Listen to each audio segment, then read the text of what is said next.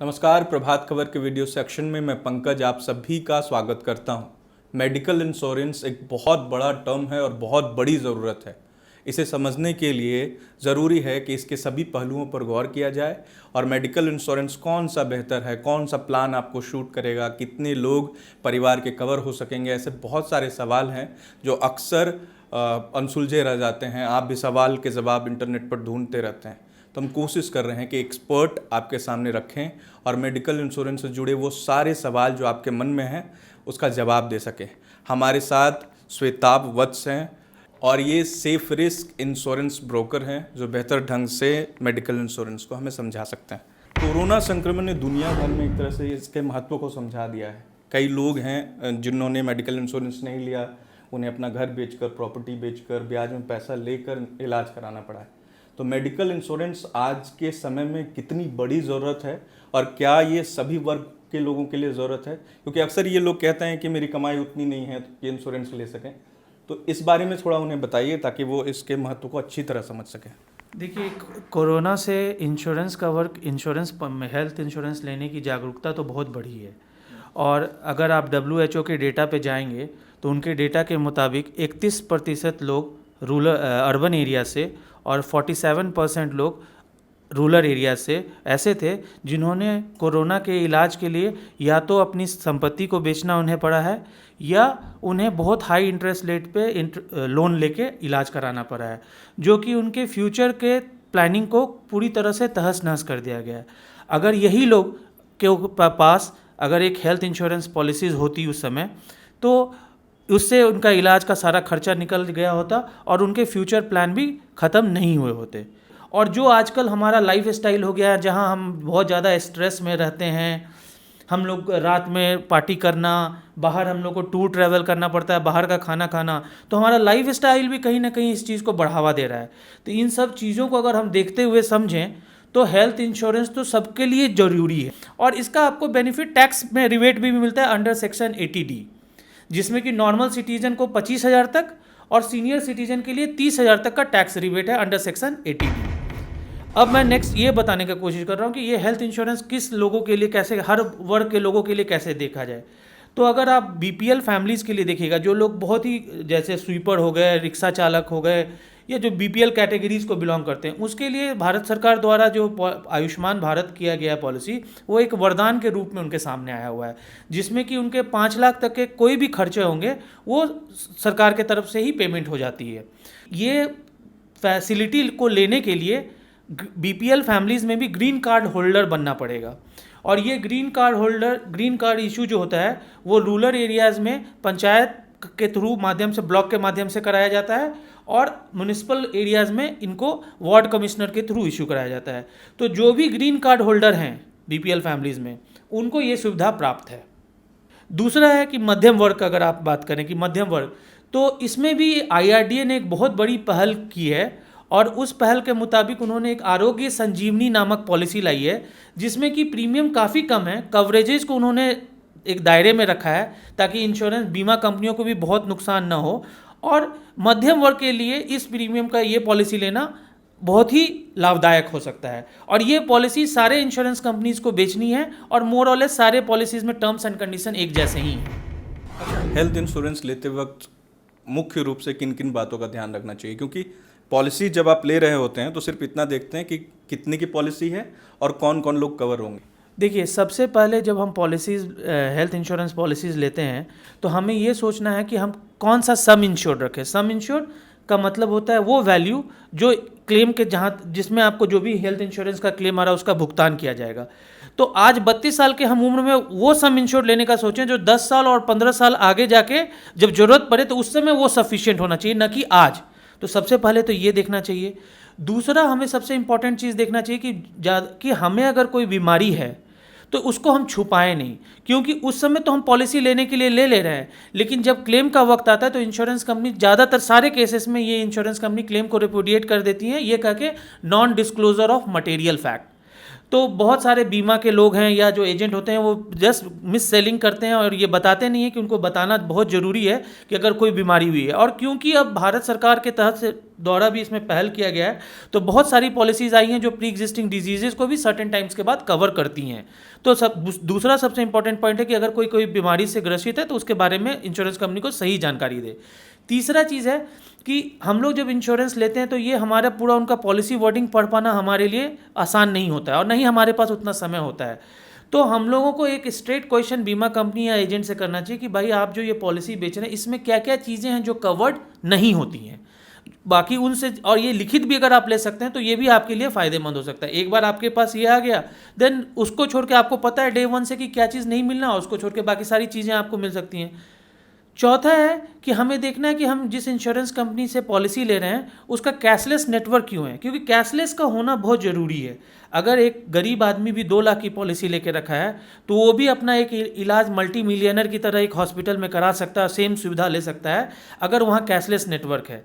अगर वही पॉलिसी उसको रिम्बर्समेंट कराना पड़ा तो फिर से उसको वो पैसा ब्याज पे लेके लेना होगा और बाद में पॉलिसी करेगी। तो हम लोग जब पॉलिसी लेते हैं उस समय में बेहद ज़रूरी है कि हम ये ध्यान दें कि सारे बड़े हॉस्पिटल्स उस इंश्योरेंस कंपनी के नेटवर्क में आते हैं। और जो एक बहुत महत्वपूर्ण पॉइंट है कि हमें रूम रेंट कैपिंग को ज़रूर से देखना चाहिए, क्योंकि रूम रेंट कैपिंग से हर रूम से ओटी चार्जेस जुड़े हुए रहते हैं। अगर एक रूम का 5,000 के लिए अगर मेरी एलिजिबिलिटी है तो उस रूम से अगर मैं ओटी चार्जेस जा रहा हूँ और 1 lakh OT charges payable insurance company करती है, तो जैसे ही मैं अपना रूम का कैटेगरी चेंज करके 10,000 में जाता हूँ, same doctor same line of treatment but OT charges 1 lakh से 2 लाख बढ़ जाता है। और इंश्योरेंस कंपनी आपको रूम एलिजिबिलिटी के हिसाब से ओटी चार्जेस का भी क्लेम देती है, तो वहाँ एक बहुत बड़ा डिडक्शन इंश्योरेंस कंपनी के द्वारा किया जाता है। हालांकि जो योजना सरकार की है आयुष्मान भारत योजना, जिसमें 5 लाख रुपए का मिलता है कवर, उसके बारे में बहुत सारी जानकारी है अभी भी लोगों के पास, लेकिन अभी भी कई तरह की समस्याएं हो जाती हैं कि कहाँ जाएं और ये योजना लें कैसे, कौन कौन लोग एलिजिबल हैं। इसके बारे में थोड़ी बहुत बातचीत हुई है, इसके बारे में थोड़ा और विस्तार से अगर बता सकें दर्शकों को। देखिए, आयुष्मान भारत सारे बीपीएल फैमिलीज़ के लिए अवेलेबल है। जैसे अगर 16 साल से 59 साल तक के मेंबर, परिवार के मेंबर में कोई भी अनअर्निंग मेंबर है, कोई भी अर्निंग नहीं है, वो लोग, या स्वीपर, रिक्शा चालक, जो भी गरीब तबके के लोग हैं वो इसके अंदर में कवर्ड हो सकते हैं, बशर्ते उनको ग्रीन कार्ड अपना इशू पंचायत के द्वारा या वार्ड कमिश्नर के द्वारा म्यूनिसिपल में इशू कराना होगा। इसमें सिर्फ उन लोगों को बीपीएल कैटेगरीज में नहीं रखा गया है, या वो लोग नहीं ले सकते हैं जो टैक्स रिटर्न फाइल करते हैं या किसान क्रेडिट कार्ड यूज़ करते हैं जिसकी लिमिट 50,000 या उससे ज़्यादा हो, या 2.5 एकड़ ज़मीन जिनके नाम पे हो। इन लोगों को छोड़कर सारे बीपीएल फैमिलीज एलिजिबल होते हैं। सिर्फ उनको ग्रीन कार्ड इशू अपना बनवाना पड़ेगा, जिससे ये आयुष्मान भारत का लाभ ले सकेंगे। अच्छा, कंपनियां, जैसे जो लोग प्राइवेट नौकरी कर रहे हैं तो ग्रुप इंश्योरेंस भी एक होता है जिसमें कंपनियां देती हैं अपने एम्प्लॉयज़ को हेल्थ इंश्योरेंस। तो क्या जिनके पास बहुत सारे लोग ऐसे होंगे जो जॉब करते हैं, वो देख रहे हैं इस वक्त, तो क्या उन लोगों को भी अलग से इंश्योरेंस लेना चाहिए? क्योंकि उन्हें लगता है कि सिक्योरिटी तो कंपनी दे रही है, उसमें सारे फैमिली के लोग भी ऐड हो जाते हैं, तो इसके बावजूद भी क्या अलग से इंश्योरेंस की ज़रूरत है? जी, मेरे हिसाब से इसके बावजूद भी उनको लेना चाहिए। एक तो सबसे पहले आपका वो हेल्थ इंश्योरेंस तभी तक वैलिड है जब तक आप उस कंपनी में नौकरी कर रहे हैं। और अगर मैं कुछ मल्टीनेशनल कंपनी जहाँ पे एक्सपेंसेस एक हायर अमाउंट में बियर किए जाते हैं, अगर उसको हटा दूँ, तो ग्रुप हेल्थ पॉलिसीज़ में हर साल प्रीमियम क्लेम के मुताबिक चेंज करता है। तो अभी जो आपने ट्रेंड देखा होगा, उस ट्रेंड में मैक्सिमम क्लेम्स आए हैं। और आज के एक अंग्रेजी न्यूज़पेपर ही में मैंने देखा कि ग्रुप हेल्थ इंश्योरेंस करीब 40 से 50% का प्रीमियम उनका ऊपर भाग गया because of the claim experience. So एक समय आ सकता है जहाँ पे या तो सम इंश्योर्ड का चॉइस रिड्यूस कर दिया जाएगा, जहाँ एम्प्लॉय को, इसमें सबसे पहला ये भी जानना जरूरी है कि ये एम्प्लॉयर डिसाइड करता है कि आपका सम इंश्योर्ड हेल्थ पॉलिसी का क्या होगा, ना कि आप। अगर वो सफिशिएंट नहीं है तो वहाँ एक आपको दिक्कत हो सकती है। दूसरा, अगर प्रीमियम हर साल बढ़ेगा या क्लेम एक्सपीरियंस निगेटिव रहा और प्रीमियम बढ़ने लगा, तो इसका प्रीमियम बढ़ने में हो सकता है मैनेजमेंट एक्सपेंस को रिड्यूस करने के लिए उसके सम इंश्योर्ड को घटा दे, या ये भी डिसीजन ले सकती है कि इस साल वो नहीं लेंगे बीमा, ग्रुप हेल्थ इंश्योरेंस ले। इस कंडीशन में आप असुरक्षित अपने को पाएंगे अगर आपके पास खुद का एक इंडिविजुअल हेल्थ इंश्योरेंस पॉलिसी नहीं है। सो अपने परिवार के लिए एक साधारण एक ठीक ठाक हेल्थ इंश्योरेंस पॉलिसी जरूर से ले लेना चाहिए, डिस्पाइट कि अगर आपको इंश्योरेंस कंपनी आपकी कंपनी भी आपको एक मेडिक्लेम पॉलिसी दे के रखे। आप हेल्थ इंश्योरेंस जब ले रहे होते हैं तो कई बार ऐसा होता है कि आप कौन कौन सी बीमारी उसमें कवर है, कौन कौन सी बीमारी नहीं है, और कौन कौन सी बीमारी कवर होने में 1 साल 1.5 साल का वक्त कंपनी ग्रेस पीरियड के रूप में लेती है। तो ये कैसे पता चलेगा कि कौन कौन सी बीमारी है? अमूमन इसका क्या नियम है और लेते वक्त उनको ध्यान रखना चाहिए कि ये अभी कवर नहीं होगी? जी देखिए, हेल्थ इंश्योरेंस में ज़्यादातर सारी चीज़ें कवर्ड होती हैं। मैं उन चीज़ों पे ज़्यादा इंपॉर्टेंस दे देता हूँ कि जो नहीं कवर्ड होती हैं। जैसे अगर किसी ने पहली बार हेल्थ इंश्योरेंस पॉलिसी ली है तो पहला 30 डेज वेटिंग पीरियड होता है कोई भी बीमारी के लिए। ये रिन्यूअल के टाइम में एप्लीकेबल नहीं होता है। ये सिर्फ नए जिस समय हम फर्स्ट टाइम पॉलिसी रहते थे, फर्स्ट 30 डेज आपका वेटिंग पीरियड होता है। इसके बाद कुछ लिस्टेड बीमारियां हैं, चाहे हो या नहीं हो, लेकिन उनका वेटिंग पीरियड 2 से 3 साल तक का होता है। मैं अगर कुछ एग्जांपल उसमें दूं तो जैसे कैटरैक्ट हो गया, गोल्ड ब्लैडर स्टोन हो गया, वेरिकोज वेन हो गया, इस तरीके से 12 या 13 लिस्टेड डिजीजेज हैं जो कि जिनका वेटिंग पीरियड 1 से 3 साल तक वेरी करता है। इसके अलावा अगर हम कोई बीमारी से पहले से ग्रसित है और तब हम पॉलिसी लेने जा रहे हैं तो उसको प्री एग्जिस्टिंग डिजीज़ के क्राइटेरिया में लिया जाता है, और अमूमन ये 4 साल तक इंश्योरेंस कंपनी में उस बीमारी से रिलेटेड कोई भी इलाज कराएंगे तो 4 साल का वेटिंग पीरियड रहता है। इन तीनों चीज़ों के अलावा कुछ हैं जो मेडिकल एक्सक्लूजन्स हैं, जैसे अल्कोहल या ड्रग एब्यूज़, ये कवर्ड नहीं किया जाएगा। कॉन्जेनिटल डिजीज़, जो जन्म से बच्चे में जो प्रॉब्लम होता है उस डिजीज़ को हेल्थ इंश्योरेंस नहीं कवर करती है। इसके अलावा कुछ नॉन मेडिकल एक्सक्लूजन्स हैं, जैसे आप हजार्डस स्पोर्ट्स में ले रहे हैं, वॉर हो गया हो या आर्मी फाइट करने गई हो और वहाँ पे उनका हेल्थ इंश्योरेंस है तो वो एक्टिव नहीं होगा। तो इस तरीके के एक्सक्लूजन है। इसको छोड़ के मोर और लेस सारी बीमारियाँ आपको हेल्थ इंश्योरेंस में कवर्ड होती हैं। किसी में पूरा कवर करता है, किसी में पार्शियली 80% और 85 करता है, डिपेंडिंग अपॉन कि आप कौन सी पॉलिसी लेके रखें, लेकिन इनको छोड़ के बाकी सारी बीमारियाँ कवर्ड होती हैं हेल्थ पॉलिसीज़ में। फैमिली फ्लोटर और टॉपअप पॉलिसीज, ये क्या है ये टर्म? पहले जब हेल्थ इंश्योरेंस पॉलिसीज़ आई थी तो उस समय हमारे पास ऑप्शन था कि हर कोई अपना एक अलग से सम इंश्योर्ड लेता था, और वो आदमी चाहे एक ही पॉलिसी बनी हो, परिवार के 4 सदस्य उसके अंदर हो, लेकिन सबका इंडिविजुअल सम इंश्योर्ड होता था। बट समय के साथ एक सुविधा इंश्योरेंस बीमा कंपनियों द्वारा हम लोगों को प्रोवाइड किया गया जिसमें कि फ्लोटर का ऑप्शन है।